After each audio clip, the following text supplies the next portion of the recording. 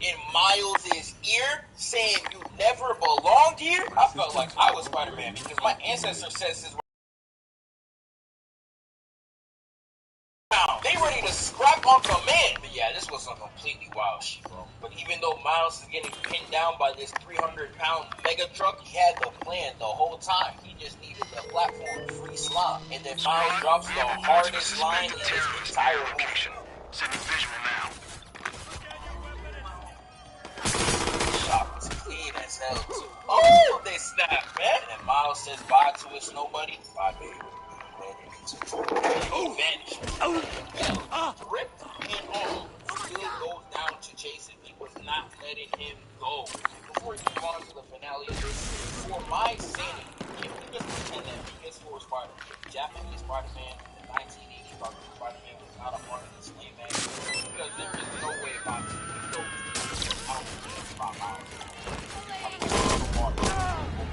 and by the end, Miguel was genuinely running on all fours like a canine and then going ballistic on this whole like he's the Tasmanian devil. And then he tries to rip through the barrier too. Like I know Miles' POV must have been crazy. Especially with Miguel's hot ass breath from all that yelling, bro. I know your 1987's ass was tired, bro. Get some sleep. To end this off, Spider-Bite drew before Black Woman on top.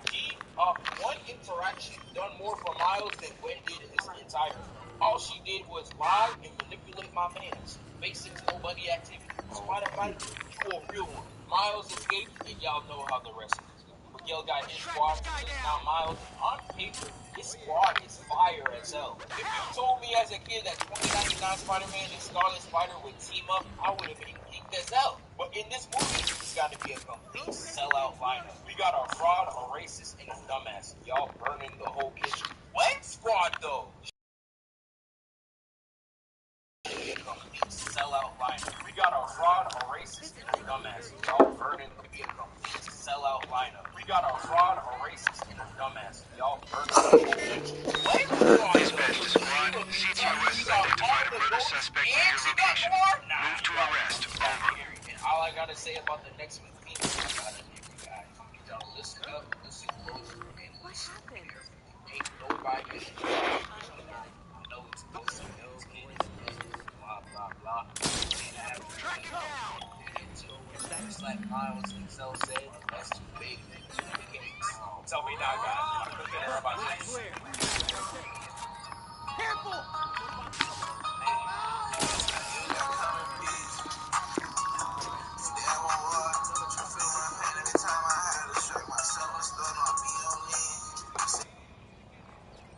Alright, let's do this one more time. Every now and then, a film comes along and completely changes the game. 2018 Spider-Man Into the Spider-Verse is one of those films. Not only did its unique visual style, created by blending CGI with traditional animation and illustration techniques, revolutionize Western animation, but it also popularized the multiverse with mainstream audiences, setting off the boom in multiverse-centric stories we're currently living through. However, while there have been some notable standouts like last year's exceptional Everything Everywhere All at Once, the vast majority of these multiverse films have failed to fully realize the limitless potential of the concept the way Spider-Verse did. Most of these stories have simply lacked imagination, treating the multiverse as a means to indulge in cameos and references, or, to do a little continuity. Squad, we have reports of a suspected terrorist near your location. Sending visual now. Or authenticity of Spider-Verse's world. As a Dispatch to squad. Be alert. Possible hostiles near your location. Possible places. You're telling me the best you can come up with is a city where the color of the streetlights are inverted? Come on, give me a break. So it's lucky then that after Patrol 4 car has been long dispatched after the years, suspect. Daddy's finally back to show us how it's done, and oh boy, did they do that.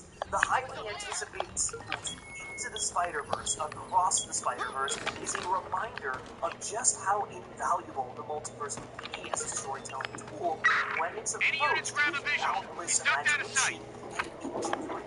Somehow even more impressive than its predecessor, Across the Spider-Verse is goddamn visual feast, seamlessly integrating more animation styles than should be possible. It might be cliche to say that every frame is a paint, but you seriously want me to market a doll that buys a kid? Are you fucking kidding me? This reads like a checklist of how to get your company filmed. Always on? Lovely. Because it never sleeps isn't creepy at all for a stuffed animal. Captured moments online gallery?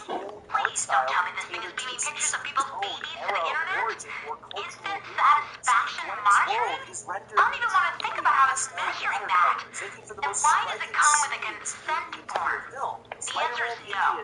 I am not signing off on this one. Style of old Indian comic art, while Hobie's is fitting a cut-and-paste collage of Okay, you're gonna have to explain the fridge share program to me. So, I take my smart fridge online and compare its inventory to all the other smart fridges in my neighborhood, just in case I'm missing any ingredients. Does anybody still borrow butter or milk? You do realize we've got convenience stores on every block these days? Not to mention if the thing's doing its job, the one you guys programmed it to do, it's gonna warn you before you get out. So basically, the primary function of this thing is to let my neighbors see how pathetic I am with my 3 diet sodas, and then top off week-old General Tso's. As if we don't already have invites to judge our friends and family. Who approves this? Each character gets a distinct, memorable motif that draws on its own specific. The chaotic energy of the multiverse itself, but above all else, Across the Spider-Verse understands that the multiverse is more than just a cool setting.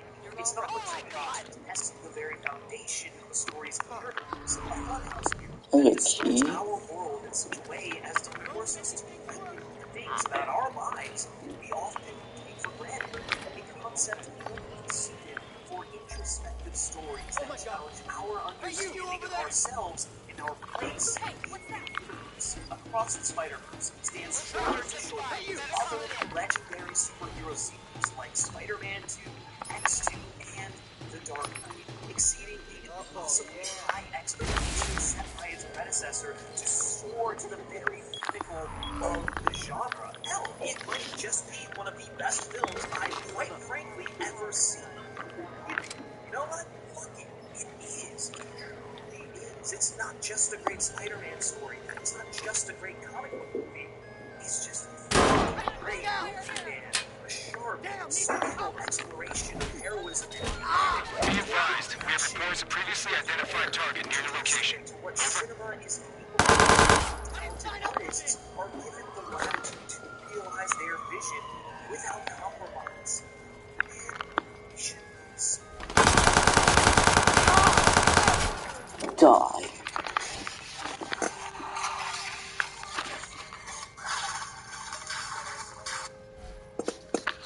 What makes us who we are predetermined. But profound questions of identity and destiny lie at the core of Across the Spider-Verse. The story about Spider-Man stories. What makes a Spider-Man story a Spider-Man story, and by extension, what makes a Spider-Man a Spider-Man, a Spider-Woman, or person, whatever. The first belief is that anyone can ask. Spider-Man seems to interrogate that conclusion.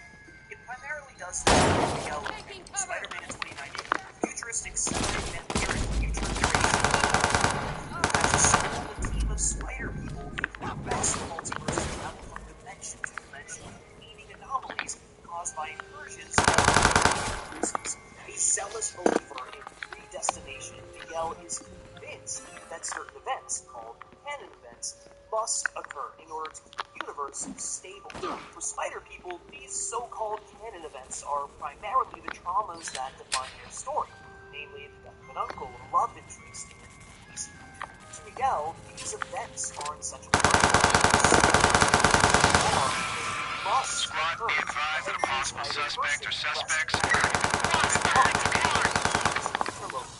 Disrupt the preordained canon of the universe they invade, which has the potential to destabilize the entire multiverse. Miles Morales' primary Control, be on alert. Possible targets near location. Not only was Was the Collider accident We have eyes on the suspect. Spider-Verse directly responsible for triggering the many multiverse More units to handle this.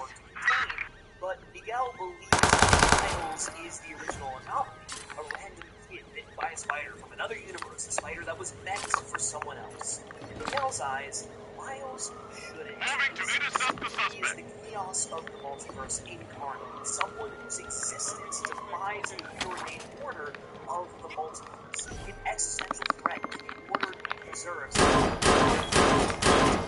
Expropriated from the real Spider-Man. In a classic case of Lord and Miller meta-ness, Miguel's position reflects real-world contention over Miles' claim to the mantle.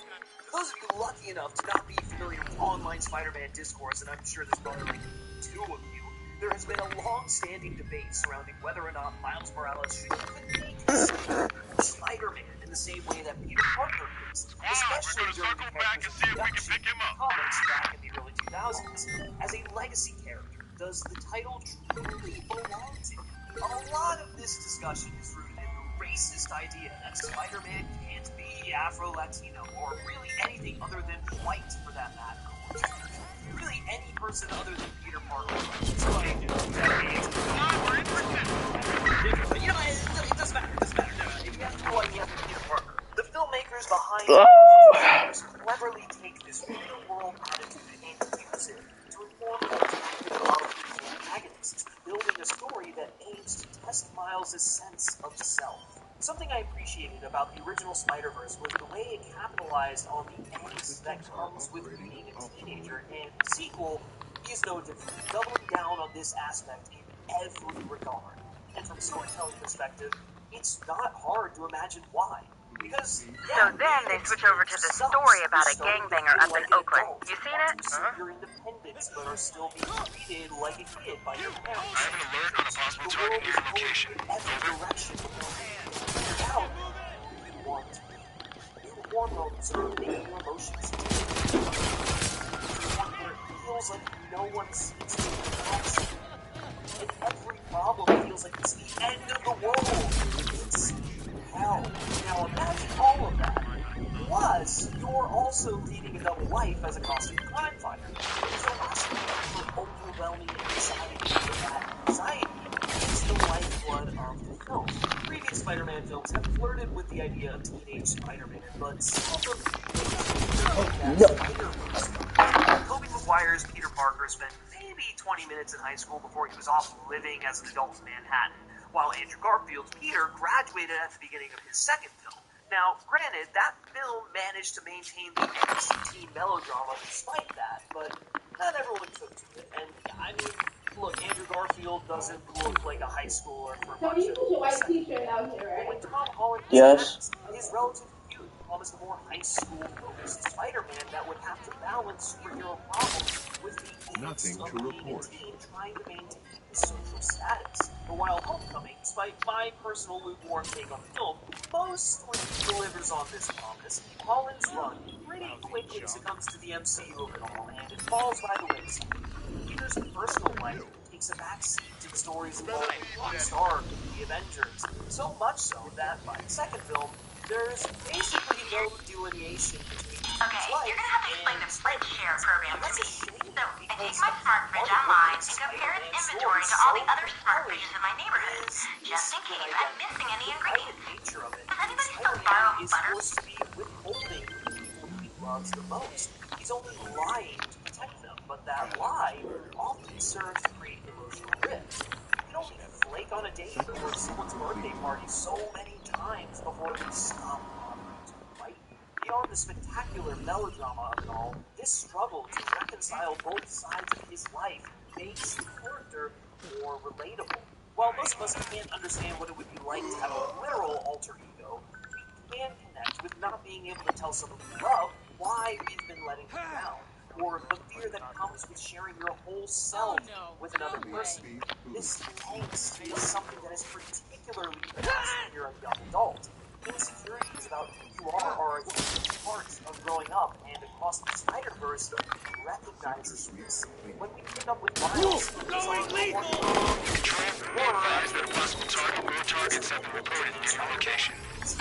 teaches classes and family gatherings. He's constantly running late and leaving early and has started to drift off. His parents don't know Spider-Man. He wants to have it all, to excel at school, to get into an Ivy League college, and make his parents proud. But his life as Spider-Man constantly gets in the way. The film needs to feel the weight of this conflict, particularly in Miles' relationship with his parents. Jeff and Reed love their son dearly and want nothing more for him to live the best life he possibly can. But they're also struggling with the idea that he's growing up and that their relationship is changing as a result. In response to this, they helicopter parent him a little bit too much. For Miles, Spider-Man is an escape from that overbearing pressure. But ironically, in a lot of ways, it just makes the situation worse. The more time he spends on Spider-Man stuff, the less he has for them, which just causes them to tighten their grip on him. He could easily resolve this tension by telling them his secret. This comes with its own set of anxieties. Miles is afraid that opening the floodgates. He has to stop Now. Spider-Man altogether. A big part of their overprotectiveness is driven by a fear that Miles is lost and at risk of falling down the wrong path like he's been Aaron. So it wouldn't be a stretch to imagine them freaking out about the huge risk he's taking and putting a stop to his Spider-Maning for good. Of course, he can't be feeling around Spider-Man, so it would probably just lead to a Marcus, what did you do? What do you mean? I gave you guys access. Yeah, and alerted Home's private security at the same time. They gotta have an auxiliary system monitoring connection. Just hold up and wait it out. We'll siphon everything as fast as we can. Okay, hurry. And the idea that he can use his power however he wants. He's not using his great power with great responsibility. That comes by his parents being overbearing and tightening their grip, especially if they know he's Spider-Man. In this way, almost like revealing his secret identity is coming out. Miles wants to be out and proud about who he is, to be his whole self with his parents, but he's terrified that they won't understand. Opening the Or floodgates. worse, will reject him. Now. He fantasizes about his parents embracing his secret, and they would. After all, they're very upfront about the fact that they love Miles no matter what. At the same time, he's unsure if they'll be able to forgive that dishonesty, which is a big line for most of the major players in this film. That fear, amplified by adolescent. Marcus, what did you do? What do you mean? I gave you guys access. Yeah, and alerted Home's private security at the same time. They gotta have an auxiliary system monitoring connection. Just hold up and wait it out. We'll siphon everything as fast as we can. Okay, hurry. The worst is the relationship with his parents. Local units code 2. Suspect is implicated in the murder of an SFPD officer. Proceed with extreme caution. Soap operas and spin-offs, grandiose, sweeping melodramas like interpersonal relationships. Across the Spider-Verse fully embraces this. The other Spider-Man movies I have an alert on a possible target near your location. Over. a very long time. It's so refreshing to be imagining the lives of these people. Okay, you're gonna have to explain the fridge share program to me. So, I take my smart fridge online and compare its inventory to all the other smart fridges in my neighborhood, just in case I'm missing any ingredients. Does anybody still borrow butter or milk? You do realize we've got convenience stores on every block these days? Not to mention the thing's doing its job, you know, the one you guys programmed it to do. It's gonna warn you before you run out. So basically, the primary function of this thing is to let my neighbors see how pathetic I am with my 3 diet sodas, and then have a week old general house. As if we don't already have invites to our friends and family. Who approves this? Much Miles Morales' story, Gwen is more of a co-lead this time. I'd also argue it's kind of her story, given how she opens and closes the film, which fills us in on the gaps in Gwen's story that were only never alluded to previously. If you thought the teen drama of Miles' life was intense, oh my god, Gwen is all of that times 1,000.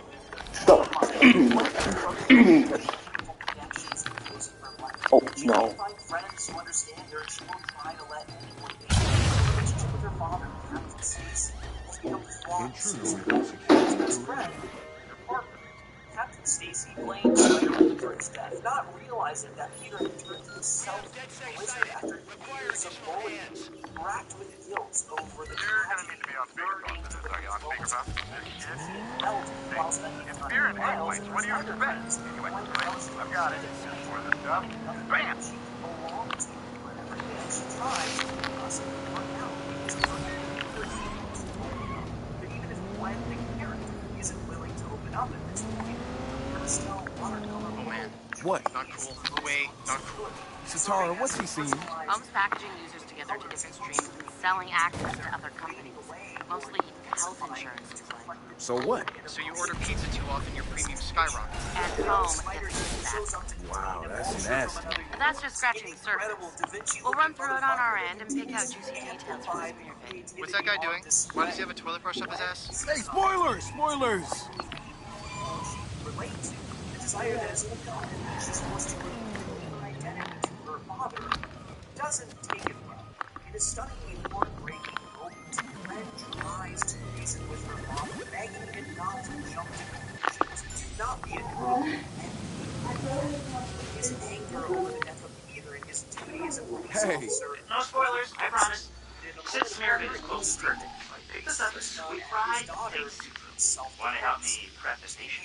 You need me to hack it, don't you? Liddites, man. On my way. Any trust left.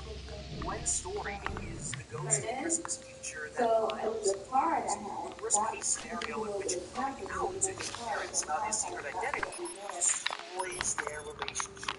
This prologue is almost hard to watch, how gut-wrenching it is. A San Francisco group of hackers has exposed New Dawn's religious secrets. DedSec revealed footage of New Dawn's temple area and demonstrated that the so-called ancient artifacts were simply fakes of what New Dawn claimed were ancient tablets. Members of the hacker group managed to infiltrate the highly guarded compound and capture the secretive organization's methods of control over members, including movie star Jimmy Siska. New Dawn declined our request for an interview.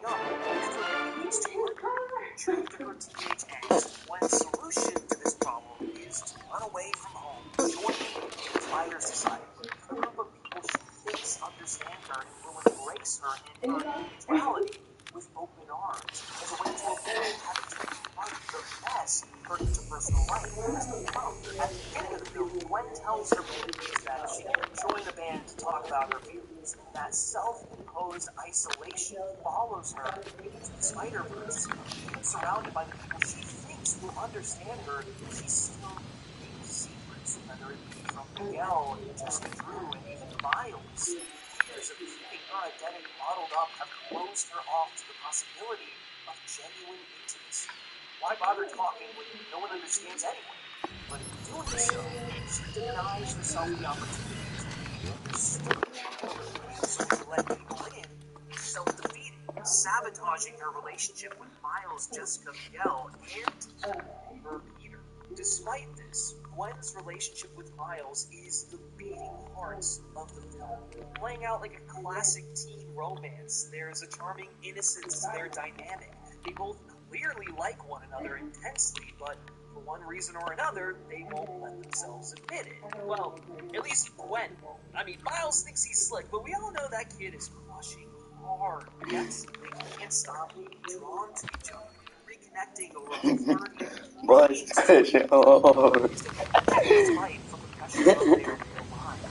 Since they feel truly alive when they're together, even if they realize this. Nobody else has anything to do. Once Gwen shows up, Gwen surprises himself, uninhibited by the rest of the world. It's the moment 911, please state your emergency. Never yet again. Right? There's still a distance on Gwen's end. But Miles thinks Gwen to disappear and start to hang out. Literally, it almost makes sense that Gwen wants to enjoy this moment back the way Miles is, but that the gravity of her deception is what the devil will. Upside perspective, she takes him with the thought of running away together, but is into that. Deep down, she realizes that what she knows about him is to come to the relationship the same way her secret identity broke her relationships with her dad or Peter. So, she always does, she bottles it up, thinking it'll prevent the same violence. She realizes that either way, she can't have a relationship with him that she wants. Again, there's a reason why Spider-Man and Gwen Stacy will never be together. Miles optimistically says, well, there's a first time for everything, because he believes that anything is possible. As the West eventually imparts onto Gwen, but after everything that she's lost, she'd just rather hang on to that potential Gwen that would be compromised. If Teen Romances feel like the be-all end-all of the world, Across the Spider-Verse literalizes that feeling for Gwen and Miles, and ultimately, things don't start getting better for Gwen until she finally opens up both Miles and her father. Gwen and Captain Stacy's relationship, one of the film's best points is expressed most clearly of control and autonomy. The central questions the film asks, what makes us who we are, and is who we are predetermined, are fundamental questions of control.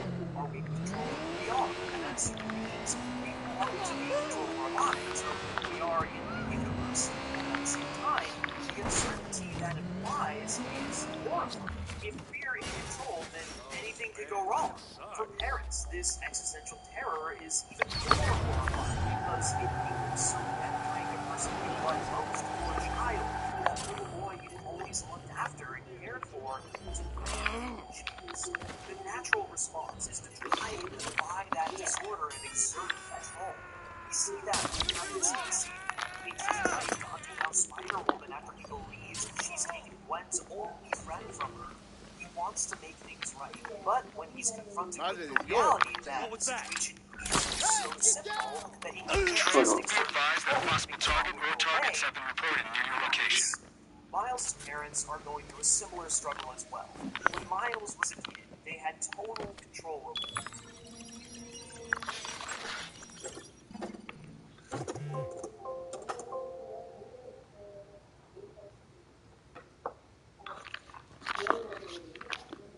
I'm stuck.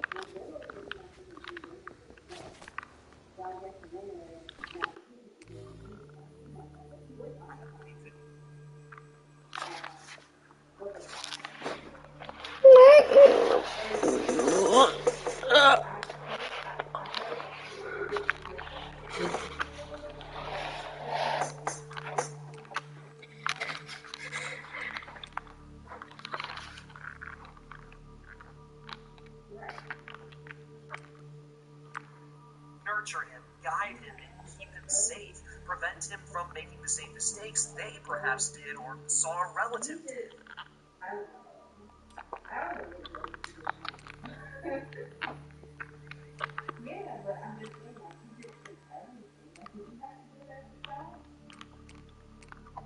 But now, he's a young adult.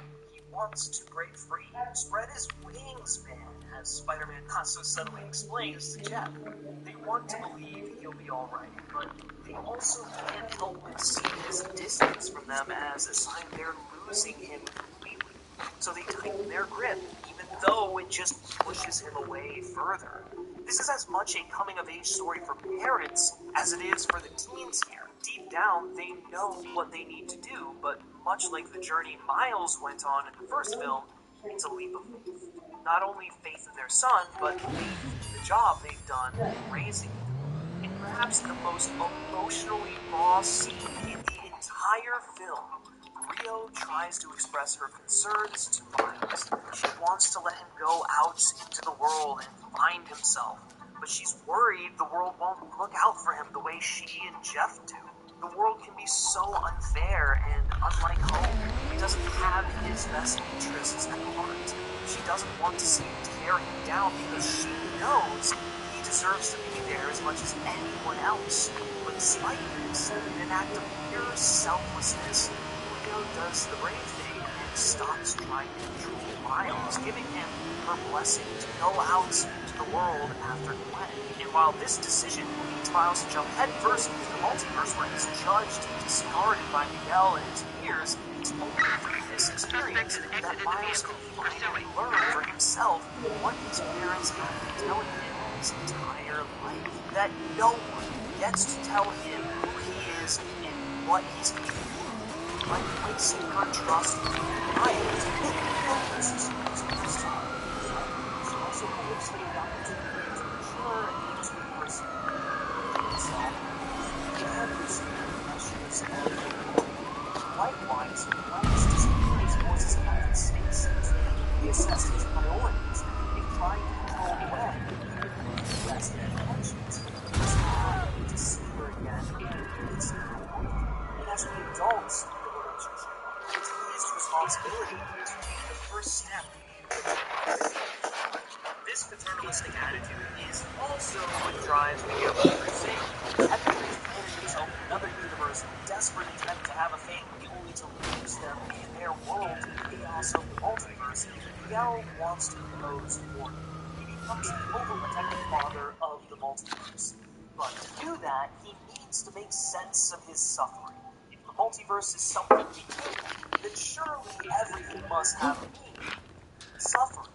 Thus, the canons. The filmmakers kind of show their hand a little by calling these fixed and defining events canon. Rather than evoking the cosmic force of nature, the name recalls nerdy bantry about what counts and what doesn't. It's a sly wink to the audience that when Miguel says that canon events, all of which just so happen to be incredibly traumatic events, are mutable, he's full of shit. It's clearly a trauma response. Miguel and the other Spider-Man believe that moments like Uncle were essential and necessary in defining who they are. The alternative is that life can be cruel for no reason sometimes. That's a bitter pill to swallow. In a meta sense, the film is also commenting like the biggest subtweet of all time. Miguel's position reflects the attitude of a lot of fans who believe Spider-Man is defined by his trauma. That a Spider-Man with no trauma is no Spider-Man at all.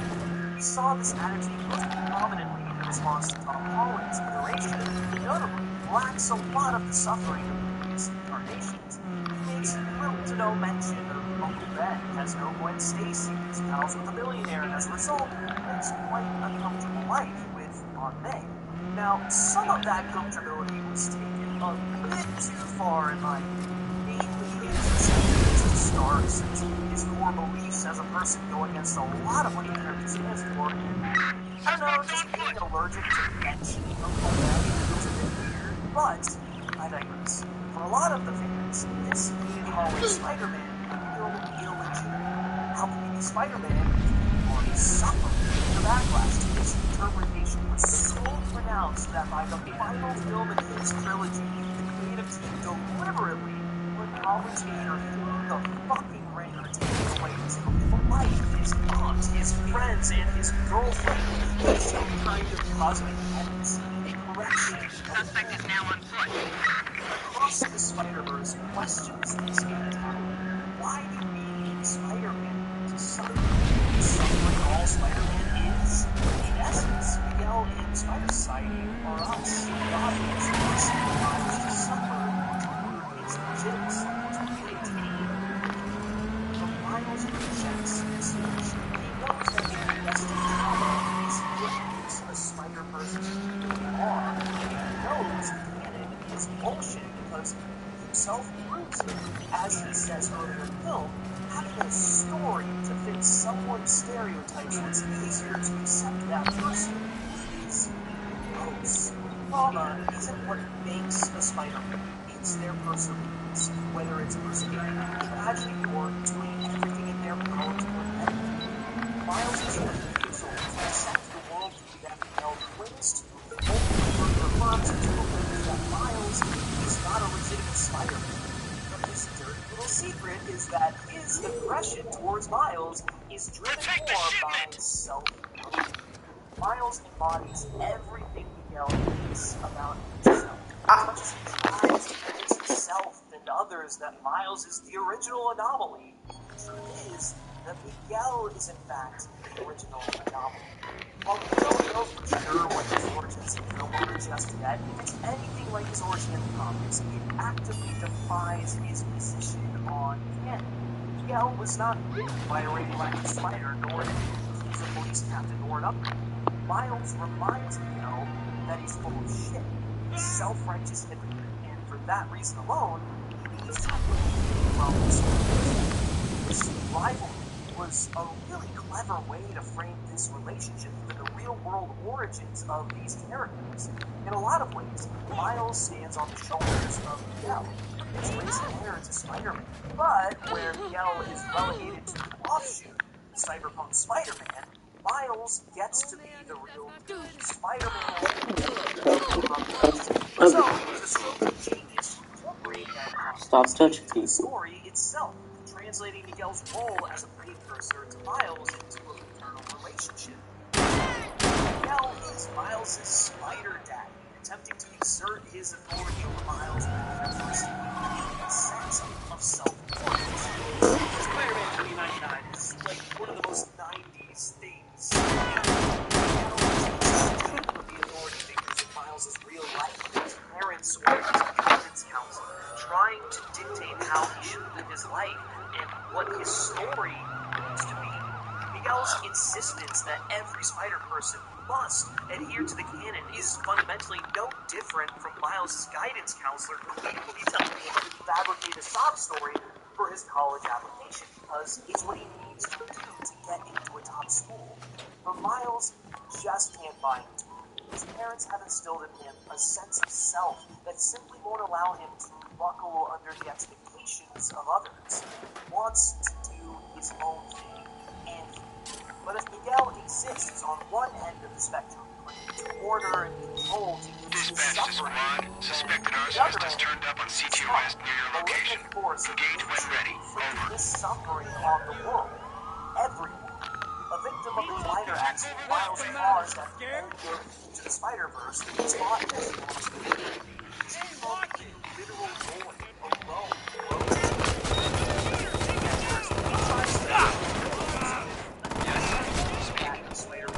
nemesis, but he's treated like a joke, villain of the week. So, in retaliation, he sets his sights on inflicting his emptiness on others. The Spot is the logical conclusion of Miguel's mentality.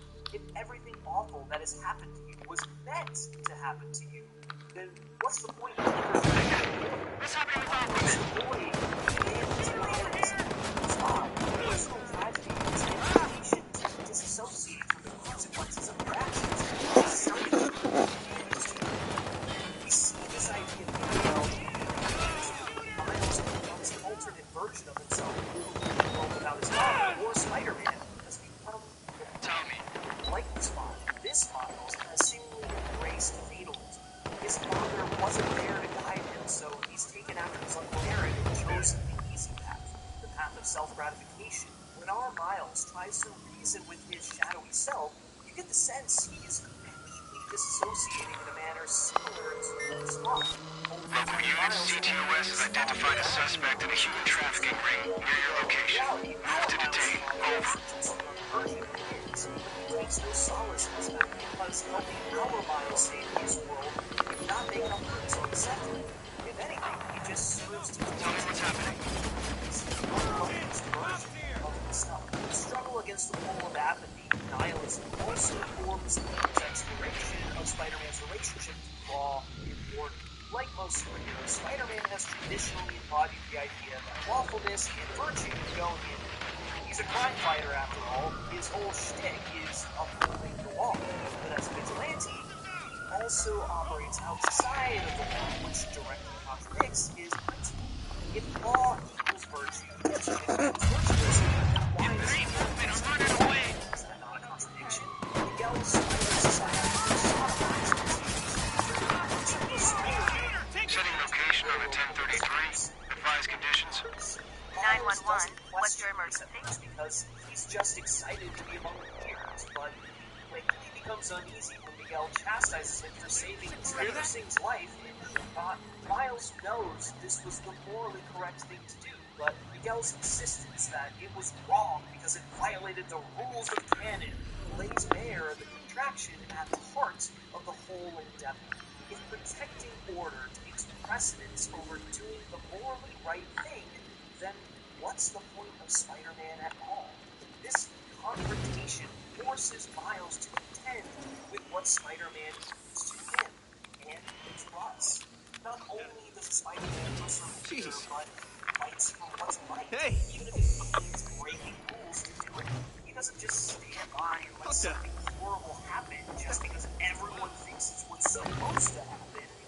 if everyone in question is other Spider-Men.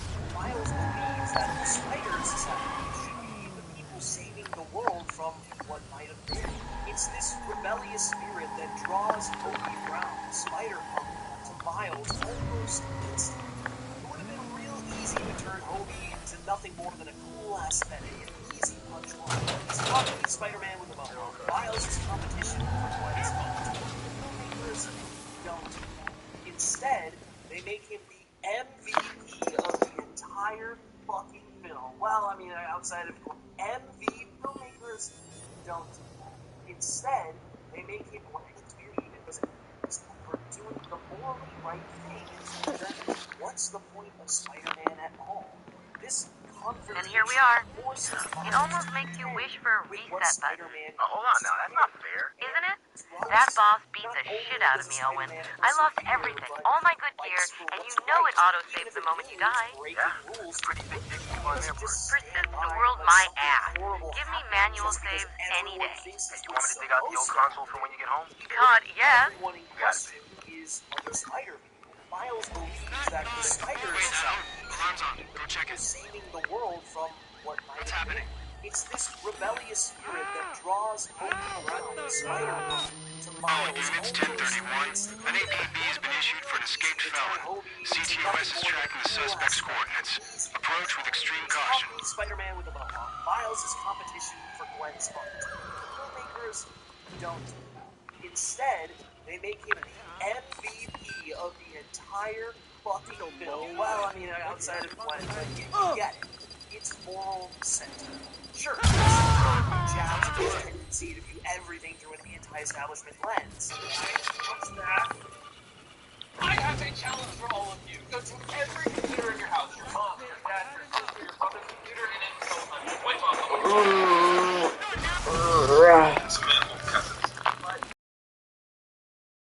Character in the film who gets it from the very start, blazing a trail for both Miles and Gwen to eventually follow. Hobie pieces out of the uncomfortably authoritarian Spider Society, helping Miles escape on his way out the door and setting Gwen up with a bootleg portal watch for when she's ready to join the good fight. He's the embodiment of Spider-Man's punk rock spirit. Miguel may be right that Miles wasn't supposed to become Spider-Man, but Hobie is there to remind us that Spider-Man has never been confined by rigid ideas like fate or destiny, nor does he impose order on the world around him. Becoming Spider-Man is random chance, a roll of the dice, a freak accident, and imposing order on that is moreover, what defines Spider-Man is what he does in response to the chaotic happenstance of his origin. He chooses to do the right thing and help others. He chooses to use his great power. It's an act of righteous rebellion that Miles embodies. Play as a cult. The film's rejection of authority is made explicit in Captain Stacy. Much like Miles, Hobie, and Gwen, Captain Stacy is caught between the law and what he knows is right. As a police officer, it's his job to hunt down Spider-Woman because she exists outside the parameters of the law he serves to uphold. But as a father, he knows his daughter is a little person that ultimately she is breaking the law to. Therefore, the film argues that the only justifiable resolution to this tension is to side with what is right. It means turning your back on the law. Captain Stacy chooses to resign from the police force to save his relationship with his daughter, while Miles and Gwen turn their backs on the Spider Society so that they can pursue real justice. Sometimes the right thing in a broken system is to leave it entirely and start your own thing. Across the Spider-Verse is a film as anarchic as the multiverse it depicts, and like its central characters, it resists being put in a box by framing the concept of canon as a restrictive ideology that robs Spider people of their agency. The film makes a far more profound point about art itself. Deferring to canon, the expectations that come part and parcel with it reduces stories to a checklist of beats that need to be met, restricting storytellers and suffocating creativity. Like Miles and Hobie and Gwen and Captain Stacy, the film says, multiverse if everyone has to play the same tune? We'll do our own thing. Every element of this film is a celebration of the limitless potential of art when artists give themselves permission to throw away the rules and play freely. In a world where almost every multiverse story has felt specifically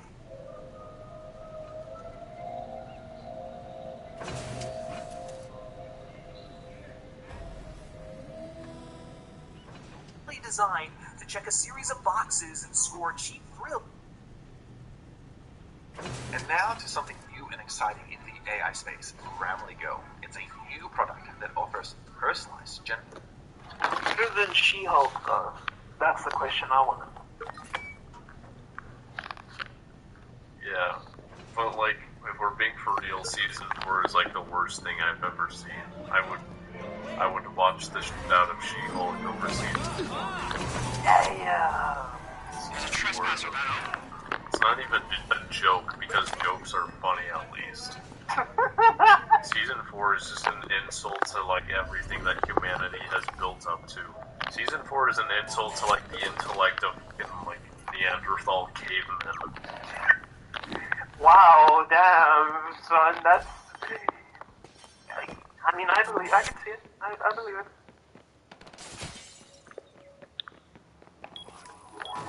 nowhere left to run. There's nowhere to run! I can't find her, Cisco! Looking. Duck! Where is he? I don't see no duck. Duck?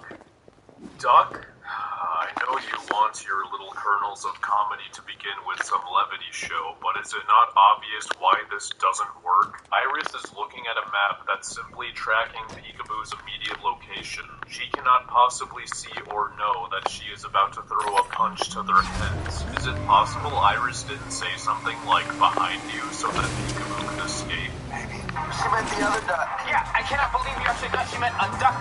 Then why didn't you do anything to actively duck Cisco? What an excellent start. Team Flash is as competent as ever. Communication is at its prime, and someone is being a hypocrite. So far, so consistent. Why is Wally not going as fast as he can? He was as fast as Barry was in Season 3. This is in real time. Peekaboo is turning normally and looking where she is going to teleport, and Wally looks like he's traveling slower than a bullet, unless the scene is in slow motion and you want to tell me that Peekaboo actually has super speed, to which I would say... Shut up! He would have absolutely caught up to her at Mach 3, and those power-dampening cuffs would have been on her before she could even turn her head a few degrees. But let's see how they actually catch her. She thinks everything from top. Cisco, she's gonna jump to the broom tower when she lands. Stop her. Okay, Iris is turning the tide a bit. Noticing patterns is good.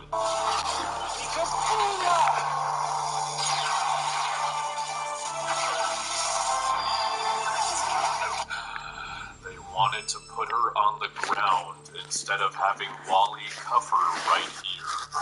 Get banged, fellas.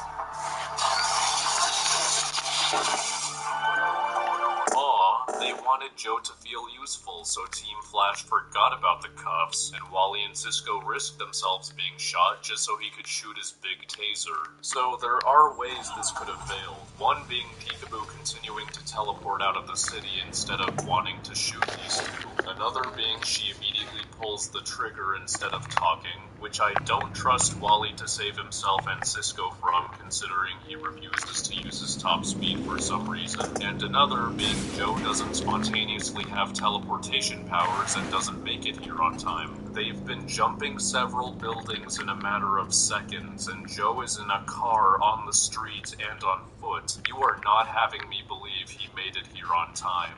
Okay, not your finest hour, gentlemen. No way. Is Iris about to be based? Yeah, it actually went exactly as we planned. Exactly as we planned. Exactly as you planned. Just went over why it was a stupid plan. Tell them how stupid it was, Iris. And we aren't exactly catching bad guys at our own rate. 1 out of every 3 metas that we fought in the last 6 months has escaped. Oh, so catching Peekaboo wasn't these guys' finest hour, not because of their dumbass plan and their negligence of the power dampening cuffs, but because they couldn't catch some other bad guys in the past. What? I wonder if failing to understand basic English will be a recurring writing issue this season. Also, let's not fucking pretend that your old rate of catching metas was spectacular or anything. In fact, thanks to me counting the number of times Barry's allowed villains to escape, I guarantee Wally's rate is significantly better than his.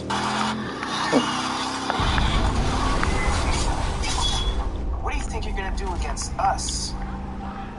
With a sword? Shut! I am so glad the team that's gone through some pretty horrible things caused by their mascot underestimating his opponents and waiting around to find out continues to underestimate their opponents and wait around to find out. I am so glad Cisco and Wally find it appropriate to taunt Samuroid just because they think he's an ordinary samurai when he just flew through the city with a high-speed jetpack, which would lead anyone to infer that he's not an ordinary samurai and may have more incredible tech up his sleeve. Maybe you should disarm him or remove all his armor or destroy his jetpack, Wally. By the way, nice paint job on the little guy. One day, if the Flash does not face me, Central City dies. I think we're about to earn ourselves a vacation. I'd like to go back to this line for a second. No. What do you think you're gonna do against us? Stingrays would be cool. Fuck that, dude. That's a pretty smug line, and I have it on good authority that shows with smug or sarcastic characters immediately Dolphins makes it them is. objectively bad. So if all the plot holes and dumbass characters weren't enough to convince you this show is shit, look no further than this single line. So Iris has been a bit difficult with the whole idea to bring the Fury back. She's concerned that taking him out of the Speed Force will destabilize it and lead to the destruction of Central City, since that's why Barry trapped himself in it to begin with. That sounds Or more there's like the possibility Wally gets pulled into it to take his place. So it's a very valid concern. However, it's later revealed that her fear actually stems from the idea of discovering Barry could be So dead, far, we and it would vetoed feel like Stingrays and losing him Orcas. all But over Dolphins again. are still on the table. But if the Speed Force hasn't destabilized this entire time, and Wally's still kicking it here, then isn't that We're coordinating proof the that angle Barry adjustments is needed to still transmit alive? data through Unless microwave. you're telling me you can stabilize the Speed Force by tossing a dead speedster into it. He said he'd level the city if we didn't bring him the Flash. Let's give him what he asked for. Don't stop to talk, don't stop to talk, don't stop to talk, don't stop to talk, don't stop to talk. You wanted me. Shut! Interestingly, Wally decided to vibrate his face and mostly forgotten about Abby later in the season, precisely because he stopped doing this. But what's more interesting is that Team Flash chose to have Wally do this to pretend to be Barry, when there exists a little device that can mask an entire person's appearance and voice with a one-to-one replica of another. It was kinda used for the plot twist of Season 3's finale. Do you guys remember it? Because the writers certainly didn't. This won't be the last time the transmogrification device would have been useful in a desperate situation, so I think I ought to start a new thing I'm where gonna I hang out count the here. times it I'm should have allergic been to tight used. spaces and shitty uniforms.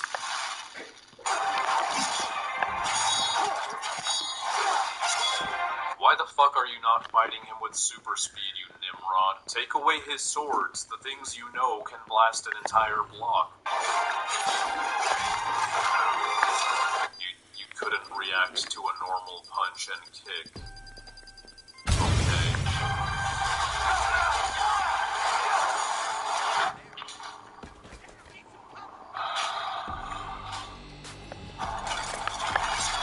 I don't get the real Flash. By It's 10:31. An APB has been issued for an escaped felon. CTOS is tracking the suspect's coordinates. Approach with extreme caution.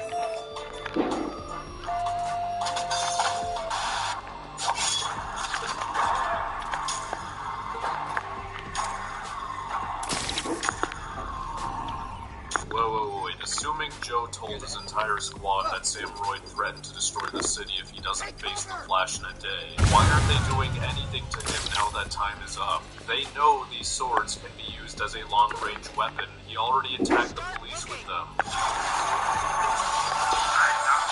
What, are you guys gonna wait for him to destroy the city before shooting? Why isn't Joe using his mega taser if they don't want to immediately shoot him? Yet another useful item the show kinda forgot about. Mechanical parts breakdown and absolute digitization. Are the CCPD supposed to be this blind and incompetent? You're telling me they have this many rows of cops around Sam Royd and no one saw the random woman walking up to him or stopped her from getting any Commencing closer? restart They in don't even 3, react when they 2, do eventually see 1. her. Only Joe does. Okay.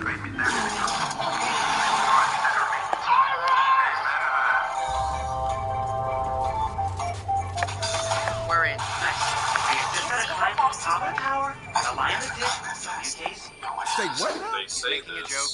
The as elevator's Flash already on is its way having down. trouble Thanks, Josh. catching up to Sam. Copy that. Officer down. Guys, we have a violent criminal near the location. Suspects are armed. I need to stay right where you are!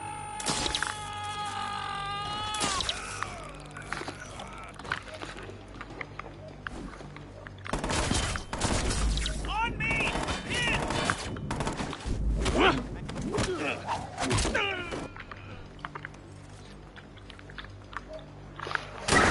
Squad, we need more units. Send whatever you got. I need some help here! Suspect Be sighted. advised, we have reports of previously identified target near the location. Over.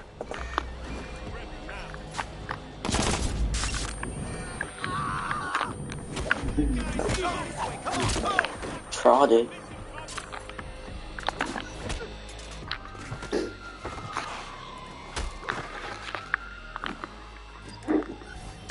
Ah! She's making stuff! EMS ASAP, officer down.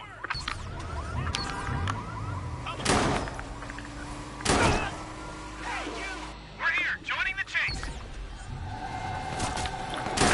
You see that? We've got to stop this guy. Units, air support requested at once. Suspect is on the run.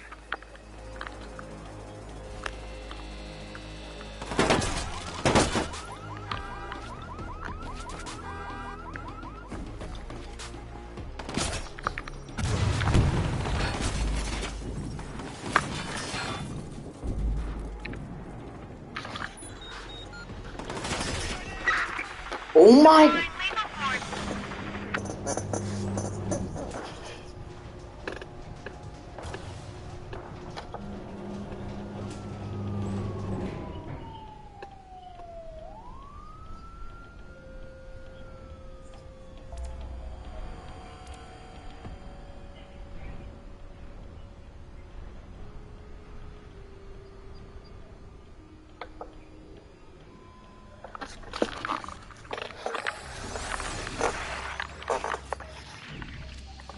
I'm guessing you jumped out of planes before, right? Man, I've crashed a plane. Have you been mountain climbing? Of course. Running with the bulls. Oh, fuck no. There it is. What is it with you and animals? Man, fuck animals. We are at war with all of them. They're all evolving to replace us on the food chain, you know.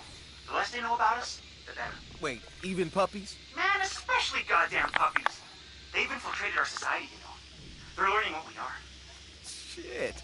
Yo, we getting you a puppy. Hey, don't make me the guy that kicks a puppy, Marcus. I don't want to be that guy.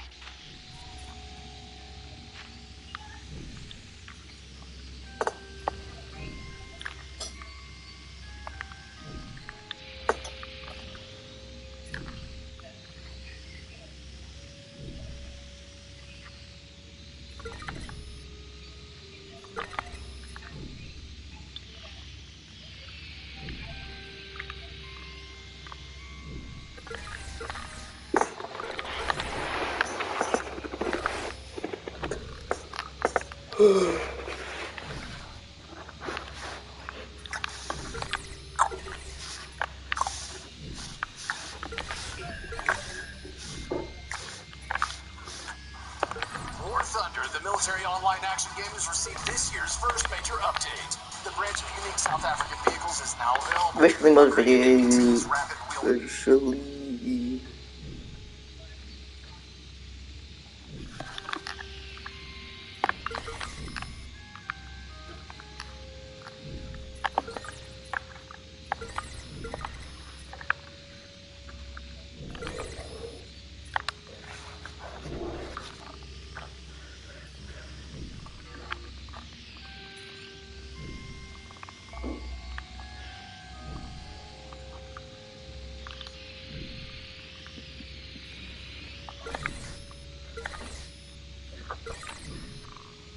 Better than She-Hulk, though. That's the question I want to know. Or Barry, because otherwise he would have been dead. Over. And we're back to can't react to marbles on the floor, Barry. Excellent. I did see, but just for a second. Which is like an eternity for a speedster. Are you stupid? Knock him out, knock him out, knock him out, knock him out, knock him out, knock him out, knock him out, knock him out, knock him out, knock him out, knock him out. Sure. Stop. Shut! Good God, don't put these scenes back to back. Please. The sheer embarrassment. Holy shit, I'm back.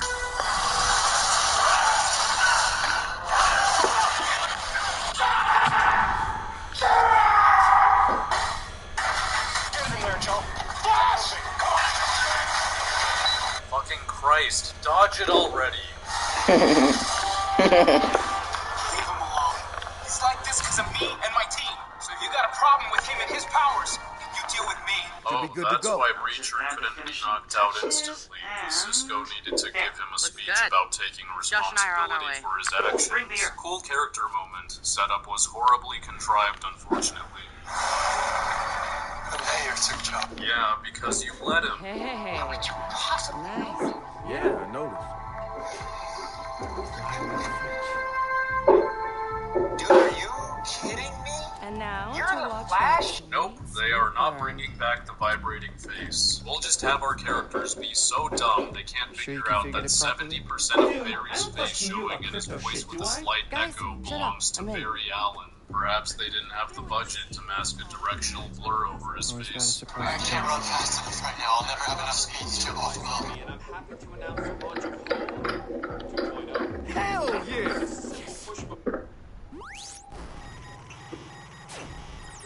Citizens of the digital age. I thought they could fool me. That was humiliating! Steven. You took a bad beat, buddy. It happens. Listen to me, you smart son of a bitch, you promised! No.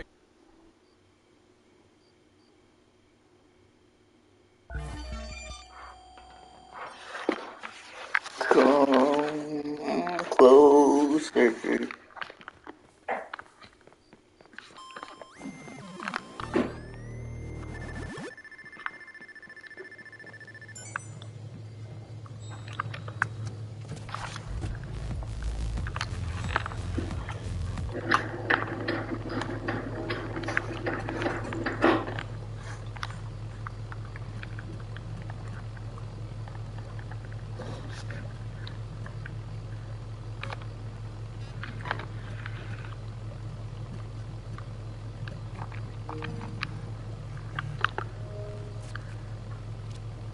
Marcus, you need to get back here right now. What's going on? Nothing good. Hurry. Hey, Marcus. One of our followers swiped an email from a home student. Juicy shit, my friend.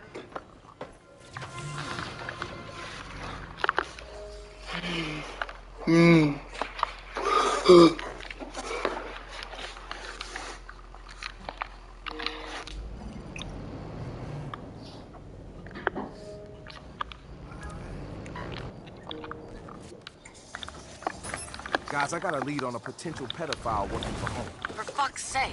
Big Brother's a sex offender? This is exactly why we went after home. So who is this guy? Cole something or other. I don't have a last name. You probably got an employee.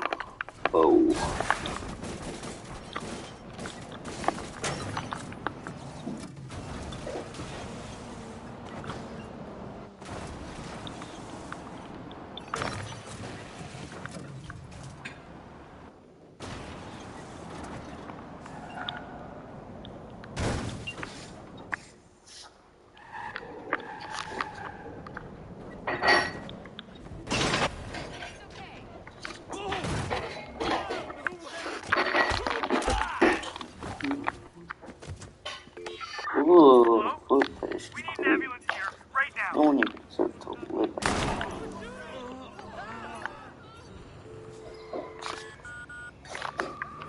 I remember it was a 911, please state the nature of your emergency. A shootout's going. Can you hear me? I need you to stay on the line.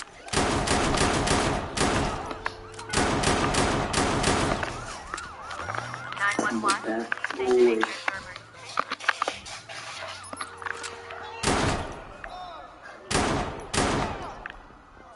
Please don't shoot!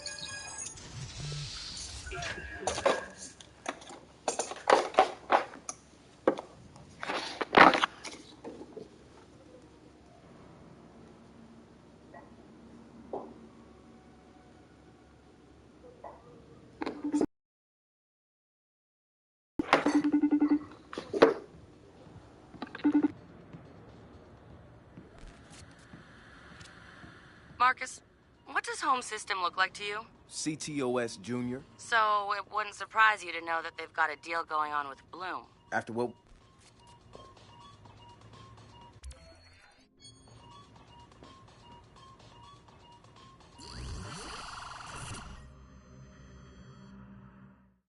Shit. Hey, man, what's going on? I was looking at our numbers, how many people downloaded our app, how much processing power we had available, and that's when I saw it. What? A chunk of our followers and bots came from inactive or dead invite accounts. Hey, wait, so someone used a social media site to boost our numbers? Who? And how many fucking accounts, I don't know who, but it came from Inside Invite, someone with admin access, I'm sure of that. As for how many...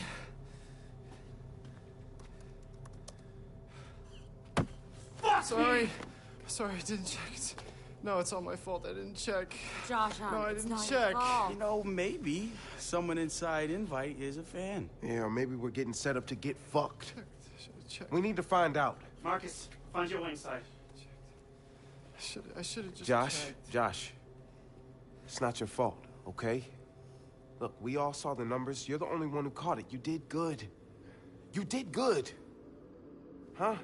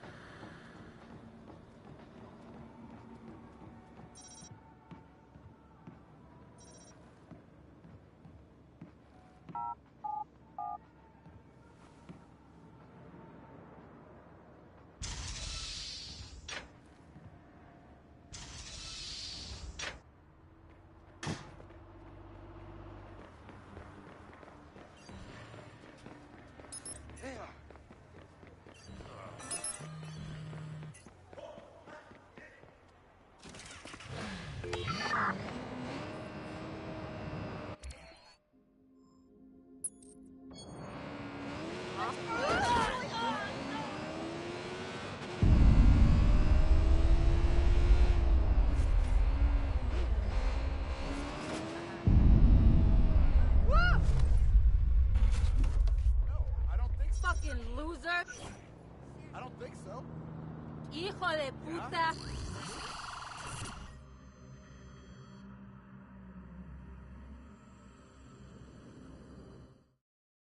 Uh-huh. Sending you the flagged accounts. Use the CEO's computer, Mary Catskill. She's on vacation, so her office should be empty. Yep, not my scene. Hey. Keep it simple. Relax.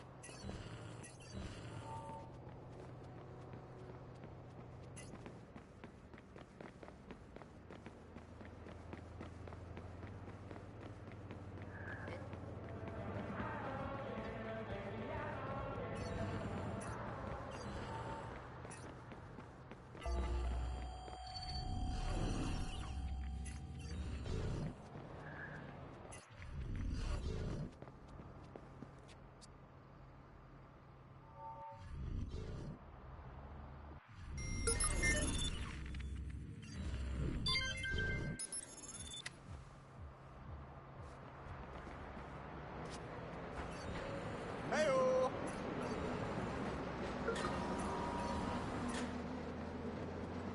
What?